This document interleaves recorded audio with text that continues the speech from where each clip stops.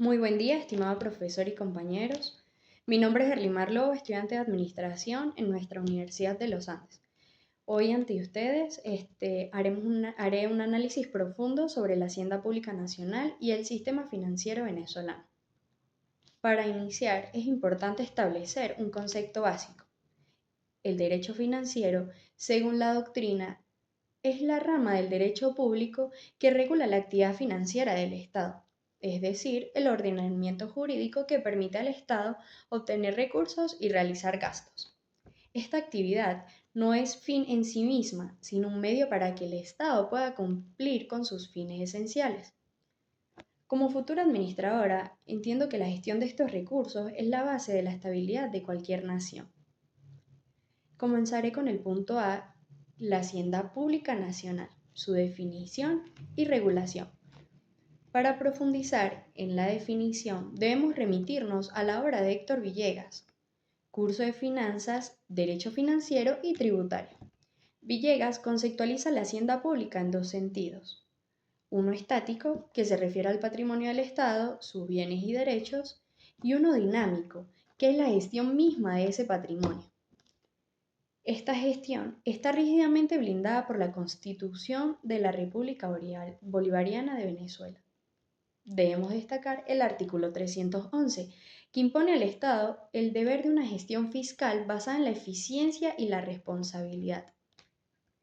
Pero el pilar fundamental es el artículo 316, que establece el principio de justicia tributaria, dictando que el sistema debe proteger la economía nacional y ser progresivo.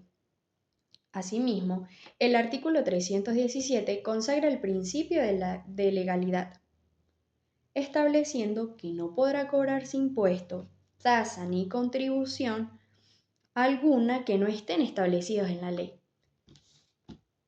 Este marco legal se complementa con el Código Orgánico Tributario, que es la norma rectora que define las obligaciones entre fisco y los contribuyentes.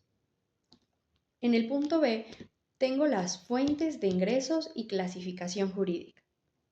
Continuando con el análisis, debemos comprender de dónde provienen los recursos del Estado, para tener mayor base sobre la información que se está tratando. La doctrina y nuestra normativa clasifican los ingresos en dos categorías principales. Primero, los ingresos originarios o patrimoniales, que son aquellos que el Estado obtiene de su propio patrimonio, como la renta petrolera y los dividendos de empresas estatales.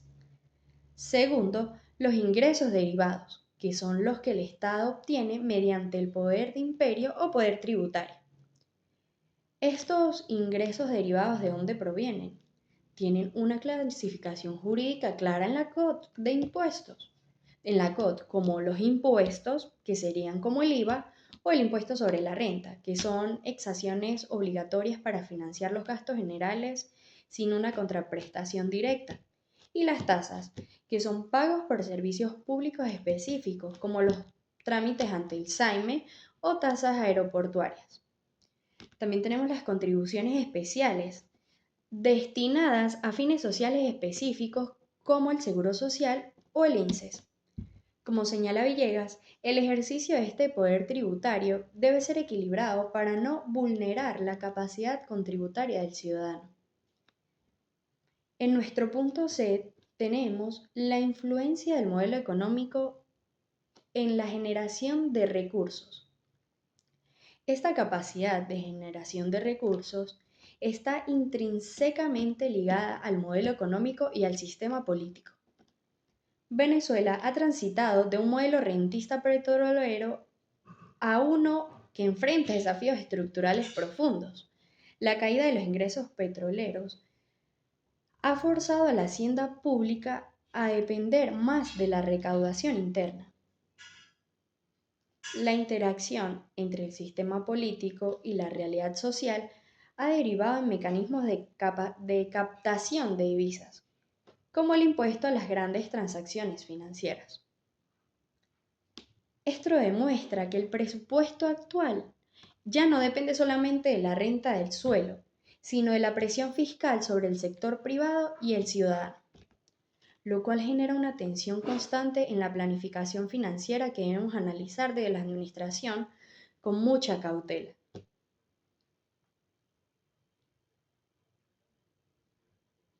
Para nuestro punto D tenemos la inversión pública, ingresos y gastos. Para hablar de la gestión del gasto, debemos citar a Fabricio Paredes en su obra sobre el presupuesto público, donde lo define como el plan financiero anual que plasma prioridades de un gobierno. En Venezuela, la administración de estos recursos se rige por la metodología de la clasificación económica de ONAPRE del año 2019. Esta metodología es vital porque divide los egresos en dos, como los gastos corrientes, que son los gastos operativos necesarios para que el Estado funcione día a día, como las nóminas de salud y educación. También tenemos los gastos de capital, que representan la inversión real en infraestructura y proyectos que aumenten el patrimonio nacional. Como administradores, nuestro norte debe ser el equilibrio presupuestario cuando los gastos superan constantemente los ingresos. Se genera un déficit fiscal que lamentablemente suele ser financiado con emisión de dinero, lo que nos lleva directamente al problema de la inflación. Para nuestro punto E, tenemos el presupuesto público y la hiperinflación. En la premisa de nuestro punto E, debemos enfrentar la realidad de la hiperinflación. El presupuesto nacional es una estimación, pero en un entorno donde los precios suben de forma descontrolada, esas cifras aprobadas se vuelven irreales en cuestión de semanas. Esto genera una erosión crítica de la capacidad operativa del Estado. Por ejemplo, lo vemos en nuestra Universidad de los Andes. Los presupuestos asignados para mantenimiento, comedores o transporte se desvanecen antes de ser ejecutados debido a la pérdida de poder adquisitivo del bolívar. La hiperinflación impide que las instituciones realicen compras planificadas o mantenimientos preventivos, dejando a los servicios públicos en una situación de inoperatividad funcional, lo que obliga a una gestión de parche en lugar de una administración técnica y planificada. Nos transportamos a nuestro punto F, que es sobre el impacto de la moneda digital y la dolarización laboral Como les dije, finalmente analizamos el impacto de la moneda digital y la dolarización. El Estado ha impulsado el bolívar digital para facilitar transacciones ante la escasez de efectivo, pero esto no ha detenido la dolarización laboral de facto. Mientras que gran parte de los ingresos del comercio se tasan en divisas, los salarios de los empleados públicos, pensionados y jubilados permanecen anclados a escalas en bolívares que pierden valor diariamente y jurídicamente. Nos damos cuenta que hay una brecha preocupante. El Estado recauda ciertos tributos anclados a unidades de cuenta que se ajustan, pero ese ajuste no llega al ingreso del trabajador, mucho menos al ingreso del trabajador público con la misma velocidad.